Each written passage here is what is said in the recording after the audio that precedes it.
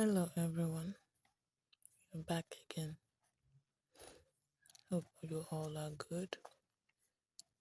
And if you're just joining us for the first time, you are highly welcomed. Promising you fun-filled adventures. Please don't forget to like and subscribe to our channels so you can get notifications on new chapters. Okay, continue from where we stopped. The speculation in Obodani before Dikogo was admitted into the hospital was that the sickness was not ordinary. The locals understood it that way, and the word ordinary was their vocabulary. Every dweller understood the meaning whenever it was used in that context. As far as they were concerned, it was a useless exercise taking a patient like Dikogo to orthodox hospital and laboratories. Such patients were meant for traditional healers. Such healers knew the cause so well and could trace them to the spiritual or physical world. They knew the rituals necessary for their treatment, should they require rituals. They knew the herbs too, though a few of them were charlatans. A good many of them were excellent practitioners. The neighbors of Dikogo had gathered one evening to discuss a matter affecting their neighborhood. A meeting like that was not the first of its kind. Before then, Dikogo was ever present whenever it was held. He made it a point of duty to shuttle from the metropolis of Alaba to attend such sessions. On that occasion, someone noted that Dikogo had been conspicuously absent from the neighborhood meetings for some time then. Everybody responded that Dikogo had been sick and that there was no way he could attend. The gathering took time to analyze the sickness the way they gathered the story.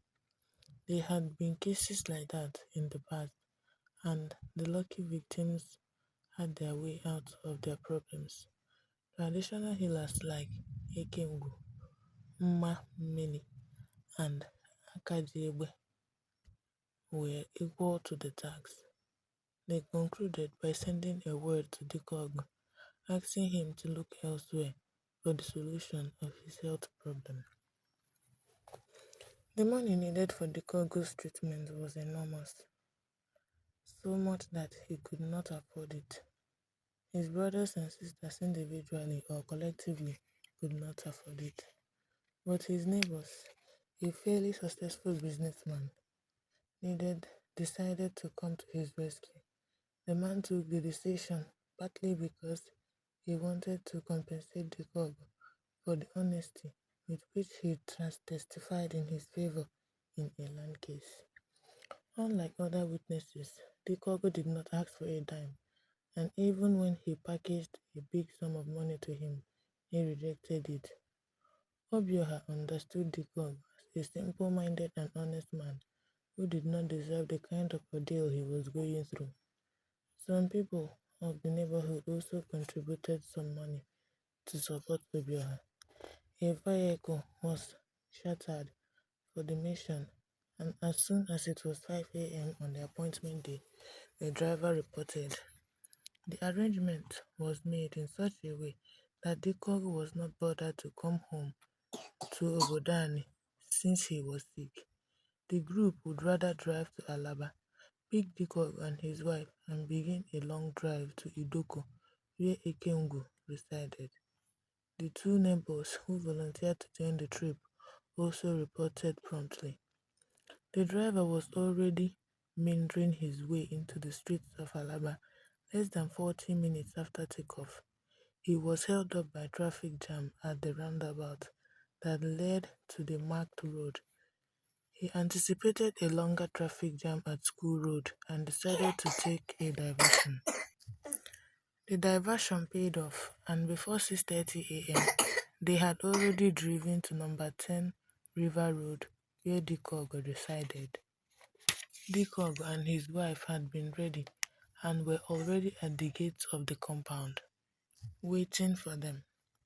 Exchange of greetings and pleasantries were concluded in less than 2 minutes. The epic trip started. Idoko was more than 500 kilometers away from Obodani. A journey from Obodani to Idoko was a full-fledged travel and required not less than 2 days. There was no way one could embark on that kind of travel and come back the same day.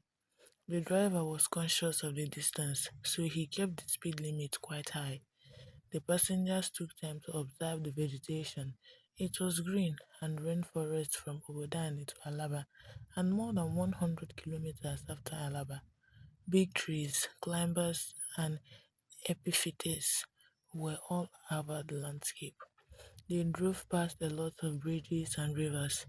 The landscape gradually changed as the journey continues. The huge trees suddenly disappeared. The forests remained and were quite dense. They stretched for 40 or more kilometers without any settlements. The journey was still in motion. The majority of the trees were cocoa, kola nuts, and rubber. They grew in large numbers and in plantations. The palm trees were also there and grew in numbers as large as they were in the surroundings of Obodani. The driver made a stop over at a settlement after more than 3 hours' drive.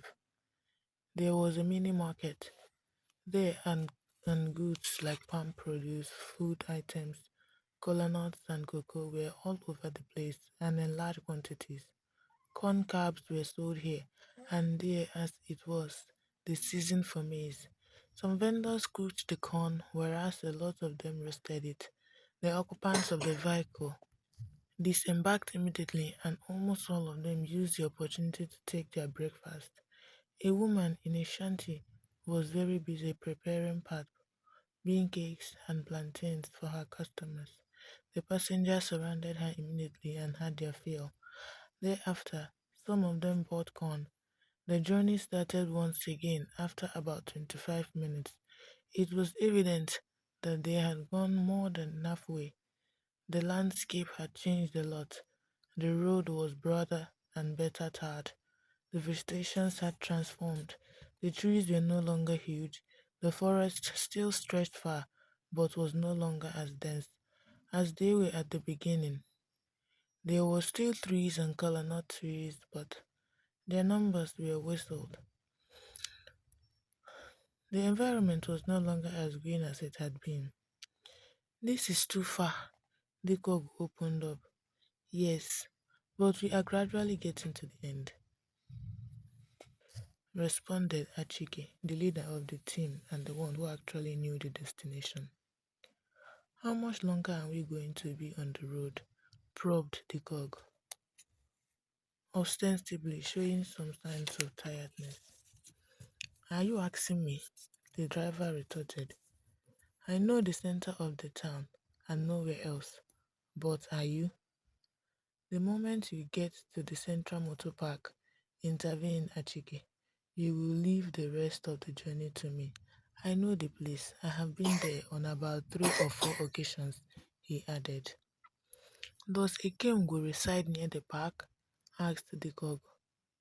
He does not, responded Achike. The trip from the park to his healing home is a journey in our journey. What does that mean? Asked Okeke, one of the volunteers. The healing home is far away from the park, far away from any human settlement. As a matter of fact, it is at the center of a large forest. Why is it so? Okeke wanted to know. This is the way the Ayola people designed it. The Ayola race believes so much in the power of their gods, juju and charms, more than all our people do. They believe so much in their traditional healers. Their healers are meant to be separated and secluded from society as far as they are concerned. Their trade requires a great deal of concentration and should be operated in the environments that enhance it. Is that the only reason? Dikok asked. That is the major reason. Does it not make sense to you? Achike asked in response. It does, but it... Besides, Achike interrupted, Some of their rituals and charms are offensive to the human environment. They are not good to be carried around where people live. This one is more plausible, Achike. The question is how safe we will be in the environment where people do not live, where only the traditional healers live.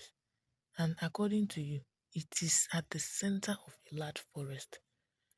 There is no cause for alarm. You know that I lived in a Doko town for more than 2 years when I was a career driver. I know that there is nothing to fear about. I think he is correct, the driver said. What he said is typical of Ayola people. He has told us the truth, and I know it as a driver. The driver accelerated the vehicle, and in no time he drove into the mini township of Idoko. Achike directed him to a major road leading to the outskirts of the town. The driver drove through it, and after 2 kilometers, the landscape became forest once more. Again, the forest was thick, even though there was no huge trees. The environment looked a bit charred. Voices of birds, monkeys, and other wild games filled the air. The monkeys junketed from one tree branch to another. Some of them operated on the ground and crossed the main roads that was a little wider than a pathway. The forest lengthened the more. The driver had covered another distance of 2 kilometers, yet the journey had not ended. There had not been any trace of human existence from the township of Idoko to where they were. No domestic animal or livestock was seen, evidence that nobody dwelt there. The journey continued, and after another 4 kilometers, impatience and fear were written on the faces of all the people except Achike and the driver. Dikog was no longer at ease at this juncture. His mind darted from one possibility to the other, despite the assurance made by Achike and the driver. Was it not possible that traffickers in human parts would emerge from nowhere and seize everybody in the vehicle, including the driver and Achike? Was it not possible also that Achike and the driver entered into a deal with some dangerous people, since it was Achike who contacted the driver for the journey? It occurred to him immediately that their mission was known to be people of Obodane, and for that reason, foul play was not possible. He became sorry for his negative thinking and soliloquized something to cover up the situation. The journey appeared to be ending with the sight of something that looked like a human settlement. It was an enclosure that was fenced with trench and red clothes. The compound was not large, by any standards, and apart from the three big huts, they were put up triangularly. Nothing else showed it as a dwelling place. The road did not continue. The driver applied. The brakes are sweating.